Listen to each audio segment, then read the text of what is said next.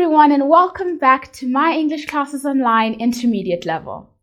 In today's lesson, we're going to be looking at the passive. The passive is how we place emphasis on an object or a person.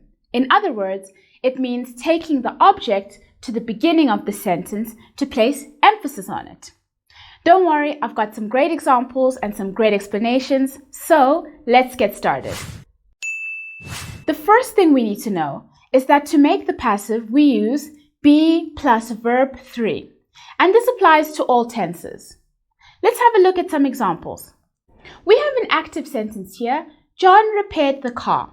Now, to turn it into a passive sentence, we're going to take our object, the car, to the front of the sentence. So, the car was repaired by John. The tense stays the same. All that's changed is the order of our sentence. Here, Kim has written a book. Because this is a perfect sentence, we're going to add been. A book has been written by Kim. Now let's have a look at everything in more detail for each sentence in each tense. So here we have a list of our active sentences and what they look like when we turn them into the passive. For present continuous we have Mike is writing the article. The article is being written by Mike.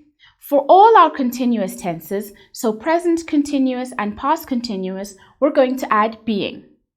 For present perfect, we have Mike has written the article and the article has been written by Mike. Remember, I told you for our perfect tenses, we are going to add been. For past simple, we have Mike wrote the article, which becomes the article was written by Mike. Past perfect, we have Mike had written the article, which becomes the article had been written by Mike. And again, like I said before, our perfect tenses get been. And lastly, future simple, Mike will write the article and the article will be written by Mike. So with all of these examples here, we've used the same structure of be plus verb 3. In certain cases, we have some extra words in the case of perfect tense and continuous tenses. Continuous tenses get being and perfect tenses get been in the passive. Something else that is important to understand with the passive is transitive and intransitive verbs. This means that not all verbs can be put into the passive, and there's a way that we can tell which ones become passive and which ones stay the same. We call this difference transitive and intransitive verbs. For example, transitive verbs are words that can become a subject, meaning they can be made passive. For example, break. He broke the window. The window was broken. It is possible in this situation to make the sentence passive. Let's have a look at intransitive verbs. Intransitive verbs cannot become the subject, meaning we can't make them passive. For example, happen. An accident happened.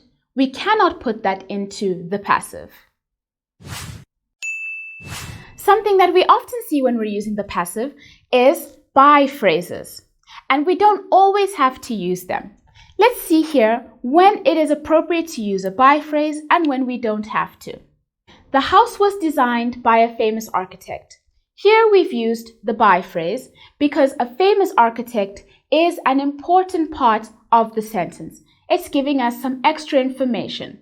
If we just say the house was designed, we're not saying anything specific. The house was designed. But by a famous architect shows us that the person was special, someone different, someone famous. Have a look at the second example. The house was built in 1990. Here, nothing special. We don't need to know who it was built by. We just need to know that it was built in 1990, so no by phrase here. These two examples here, my room was painted by my brother and the light bulb was invented by Thomas Edison. Both of these have by phrases because the person who did the act is also important, my brother and Thomas Edison.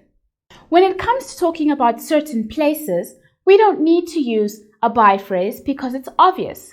For example, Turkish is spoken in Turkey. There is no need for us to say Turkish is spoken in Turkey by Turkish people because it's already obvious that the people speaking Turkish are the Turkish people. Or rice is grown in China. There's no need for us to say rice is grown in China by Chinese farmers or by farmers because that is obvious. What's important here is that rice is grown in China, and that's all.